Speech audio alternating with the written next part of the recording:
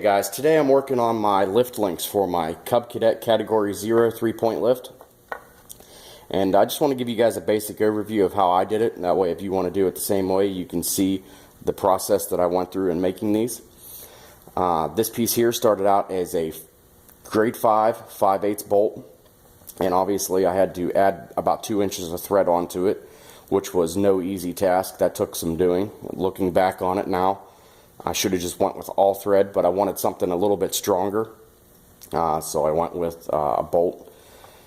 The threaded length on this is 3.5 inches. The total length on it is 3 3/4 inches. This piece here, this is a 1/2 inch black iron pipe from Lowe's. This is cut to 2 13/16 inch, and it has a 5/8 hole drilled in the bottom. Now when you buy this pipe, the 5/8 bolt, it'll go into it if you thread it. If you want it to just slide in, what I did when I was done drilling this 5/8 hole out, I just stood it up and ran the bit down through it, and it took really nothing to just clean the burrs off the inside to make that go right in there. 2 grade 8 nuts, 5/8.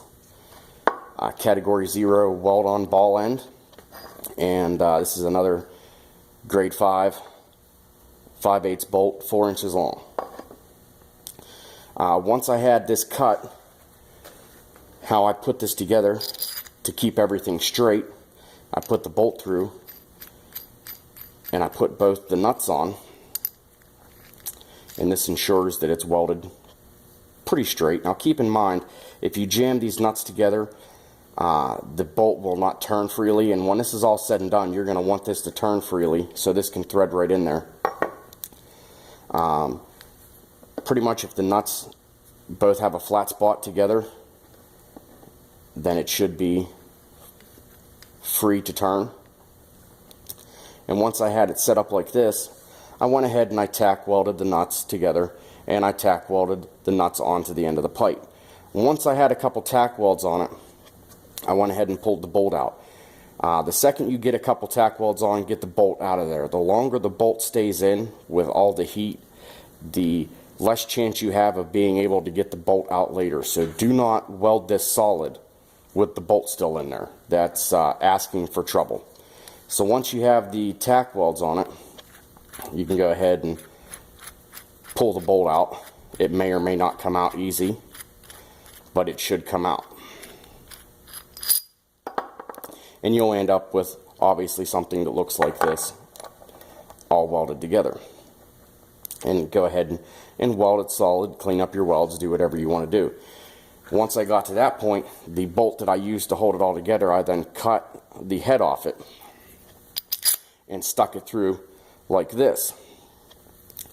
And I welded the bolt to the pipe on the bottom, and once I had it welded good, I went ahead and just filled this full of weld so I could just grind it smooth and it would look okay. And obviously with the head of this bolt cut off, this is all exposed, and I ran a bead of weld around there as well. This is pretty straightforward. This gets welded onto here as straight as you can. If it's not perfectly straight, it's probably not the end of the world.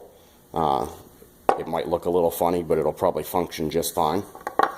Once you have everything welded together, you end up with something that looks basically like this. Now, as you can see, once I had it to this point with the bolt still long, I just kind of put it on the tractor, marked where I wanted to cut it, marked where I wanted to drill the holes, took it back off, drilled the hole, cut this off so it looked nice, and that's how I finished it. I probably could have used pins, but I probably would have had to modify them as well to get the length and the correct and the hole position correct. So I figured I would just use bolts. They're probably about 1/4 of the money as buying pins are. When this is all done, the fully extended length from the center of this pin to the center of this hole is about 7 inches, and fully collapsed, it's about 5 1/4 inches. Now when I say fully extended, I measured that based off of the threads being fully into both nuts. You can probably extend it out a little bit further than that, but for strength purposes, that's about as far as I'd ever want to take it. When this is mounted on the tractor and it's fully extended, the maximum lift from the ground to the center of the hole in the lift arm is 14¼ inches, and it'll go down when it's in the down position. The center of the hole in the lift arm is about 4 inches. When it's fully collapsed, maximum lift is about 19 3/8 inches, and when it's in the down position, you're about 9¼ inches. So that's how I did it, and I'll probably clean up the welds a little bit more, and I'll throw some black paint on it, and that way it looks decent and it matches the rest of it. As far as price goes, for all the materials, the ball ends were about $10 for the pair. The black iron pipe, I got a 12-inch section of it from Lowe's, and it was about $5. And the nuts and bolts were about another $10. So everything here was about 25 bucks, plus a couple hours of my time. And you know, hopefully it's as strong as it looks. Well, I hope that helps you out. Thanks for watching.